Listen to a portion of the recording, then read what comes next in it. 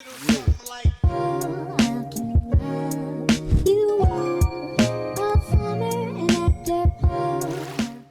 guys, and welcome back to my channel. So I thought today we would do a Harry Potter style video because I haven't done one in a very long time and I know I have a lot of Potter fans following me. One of the most commonly asked questions in my comment section is, what is your Hogwarts house? Like, you would not believe how many comments I get asking that question. There's a lot. It's like the most frequently asked question by far. So I thought it would be fun to retake the Hogwarts sorting hat quiz to find out which Hogwarts house I'm in. I have taken this quiz many a time in my life, and I've also taken many variations of this quiz.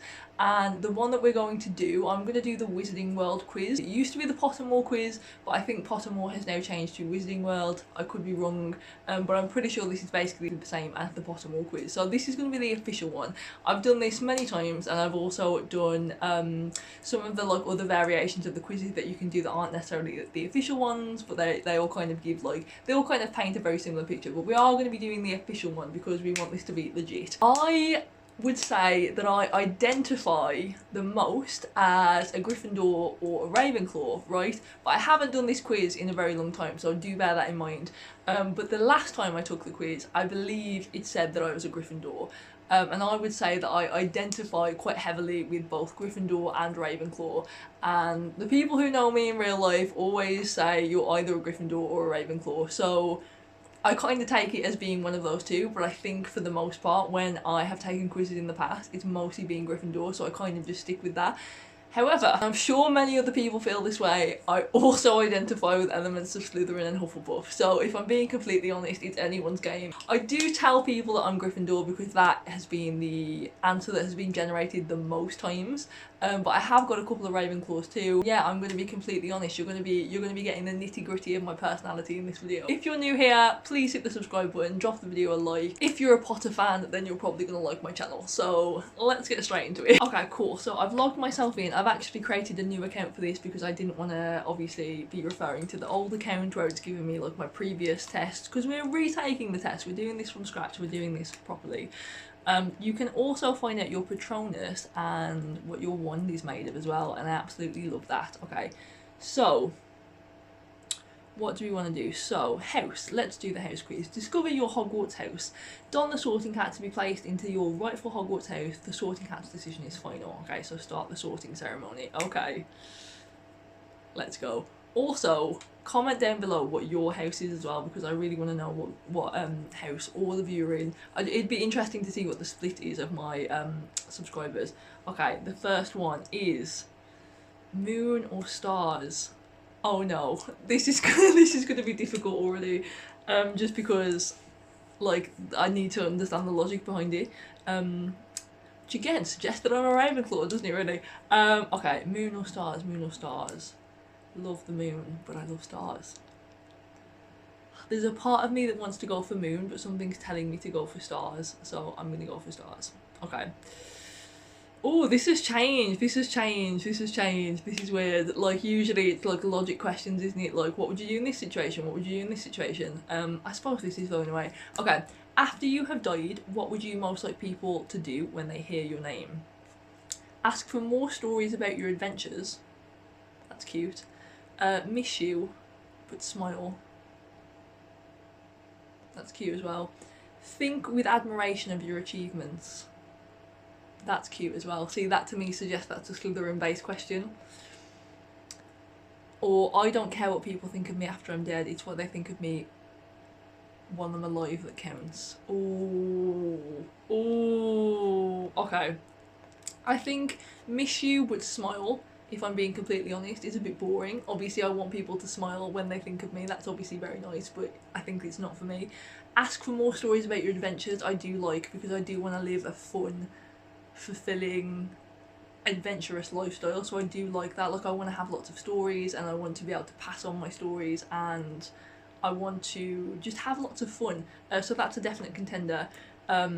Think with admiration of your achievements, but again, I do want to achieve a lot of stuff and I do have a lot of ambitions and there's lots of things I want to do in my lifetime. I mean, obviously it's more important that people care about you whilst you're alive than when you're dead, but that seems a bit like I don't know, it's not really giving me much there. So I think it's gonna either have to be the achievements one or the adventures one. What's more important, adventures or achievements? I think adventures can be a type of achievement, and I think achievements can come in the form of adventures as well, so they're kind of intertwined. I'm gonna go with adventures, you know. Yeah, okay, I'm gonna go with adventures. Okay, choose a category to continue. Cats, toads, or owls? It's gotta be owls. It's got to be owls. Like, I do like cats. Toads, not so much. It's got owls are beautiful though. I love owls. Okay. If you're attending Hogwarts, which pet would you choose to take with you? A barn owl, very cute. A tawny owl, very cute. A snowy owl. That just reminds me of Hedwig. A screech owl, okay, looking a bit more fierce there, and a brown owl. Okay, let's see. I'm liking the look of either the barn owl, the tawny owl's looking a bit scary, the snowy owl. Ooh, it's definitely between barn owl and snowy owl. But they're all beautiful, so I'd be happy with any owl. Do you know what I mean? What should I go with, guys? I wish you could answer. I'm gonna go with barn owl, because I'm just thinking about the climate, like, with a snowy owl. I'm literally googling this now. Okay, so snowy owls are apparently only seen during winter, so I'm actually gonna go with barn owl, because I would like my owl to be able to, you know, come about with me throughout all the seasons. So let's go with barn owl. Pretty cute. Okay, what are you most looking forward to learning at Hogwarts? Great question. So all about magical creatures and how to befriend or care for them. Flying on a broomstick, that would be sick. Apparition and disapparition. Secrets about the castle. Transfiguration. Hexes and jinxes. Every area of magic that I can. I'm tempted to say every area of magic that I can, because I'd like to learn it all if I had a choice. I'd love to learn about magical creatures. I think that'd be amazing. I'd love to learn to fly on a broomstick as well. Like, how insane would that be? Apparition and disapparition, that'd be amazing as well. Secrets about the castle. I'm less interested in secrets about the castle. I think it'd be cool, but I'm less interested in it. Transfiguration, that's cool, but not super excited about it. Hexes and jinxes, again, same kind of thing. What sounds coolest there? I think maybe like flying on a broomstick sounds really cool. I don't know. I'm gonna actually say every area of magic that I can, because I feel like if I were going to Hogwarts, it wouldn't be a specific thing. You know, actually no, I really would like to learn Defense Against the Dark Arts. I think that'd be sick. But I suppose that's hexes and jinxes. But I don't want to learn to hex someone, because that's obviously very nasty. I just think it's really fascinating. But I think I'm going to go with every area of magic that I can, because I don't think there's an area where I'd be like, oh, I'm not interested in that. Except for herbology. I wouldn't be very interested in herbology. I don't know why, I just find that quite boring. But I would be interested in transfiguration, apparition, flying, magical creatures, so there's kind of a lot there. So I'm gonna say every area of magic, because really I'm not gonna say no, I don't want to learn herbology. Like, I'll still listen. 4 boxes are placed before you. Which would you try and open? The gleaming jet black box with the silver lock and key, marked with a mysterious rune that you know to be the mark of Merlin. The small pewter box, unassuming and plain, with a sacred message upon it that reads, I open only for the worthy. Intriguing. The small tortoiseshell box embellished with gold, inside which some small creature seems to be squeaking. And the ornate gold casket, standing on clawed feet, whose inscription was above secret knowledge and unbearable temptation lie within. Okay, I'm not gonna open that, because that sounds like bad news to me. The small creature seems to be squeaking. I'd be tempted to open that because I want to make sure the creature's okay. The one that says, I open only for the worthy, has kind of intrigued me. I don't know though, I don't know. The mysterious rune one, with the mark of Merlin, for some reason, not too interested in that one. The I only open for the worthy, I'm kind of like, whoa, like, what am I worthy of here? Am I worthy of anything? What's happening? So I'm intrigued by that one.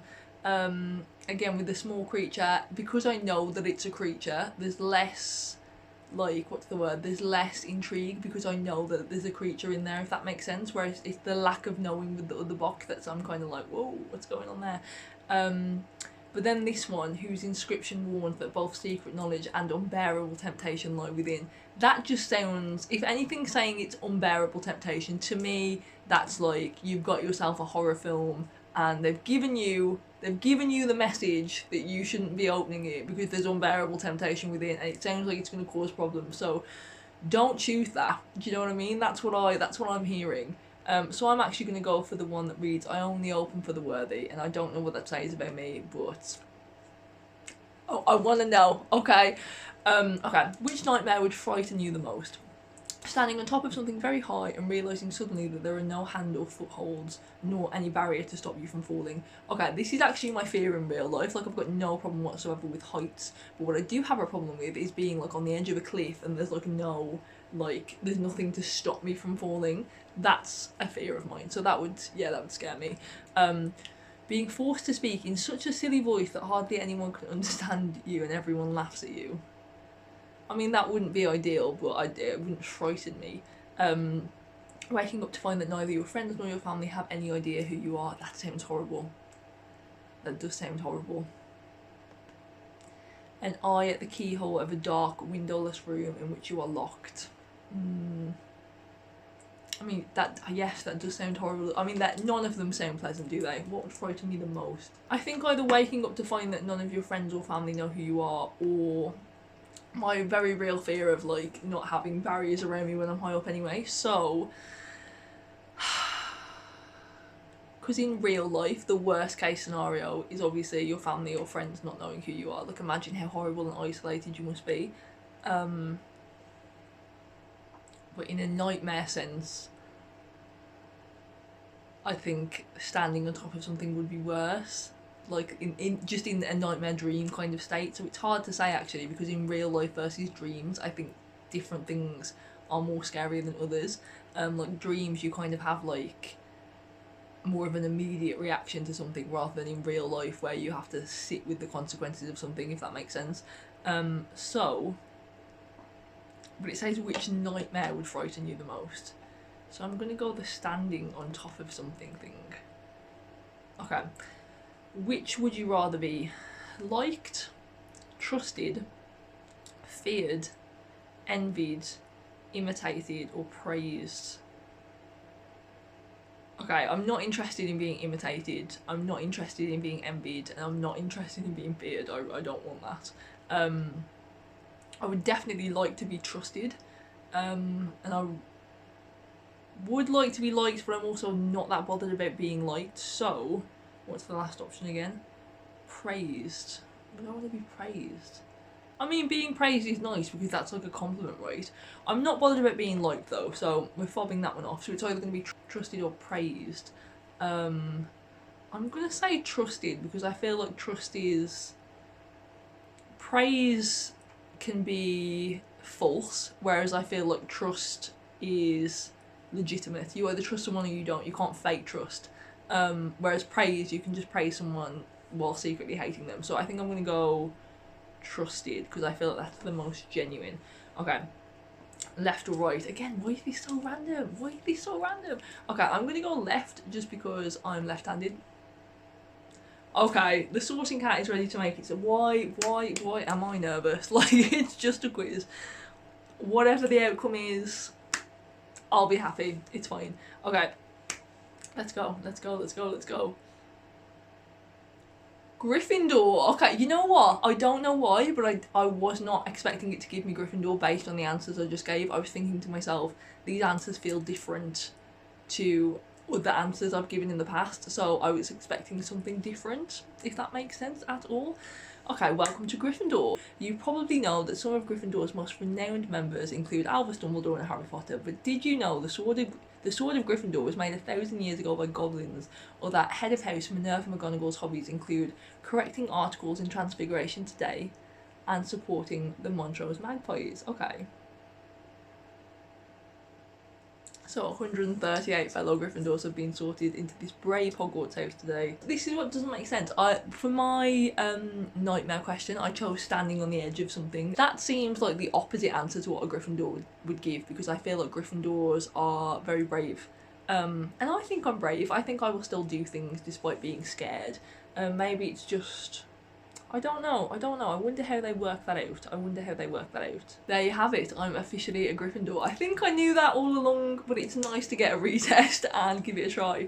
But yeah, do let me know in the comments what house you guys are in and if you've done the Wizarding World quiz. Also, let me know if you'd like for me to show you a video of me finding out my Patronus and also my wand as well, because that could be kind of interesting. I'm not sure how long that process is or whether it's worthy of a full video, but do let me know if you'd like me to show you that, because yeah, that could be fun. But yeah, I'll leave it there. Thank you so much for watching this, and like I said before, if you are a Harry Potter fan or you're new to my channel, please hit the subscribe button and I'll see you next time.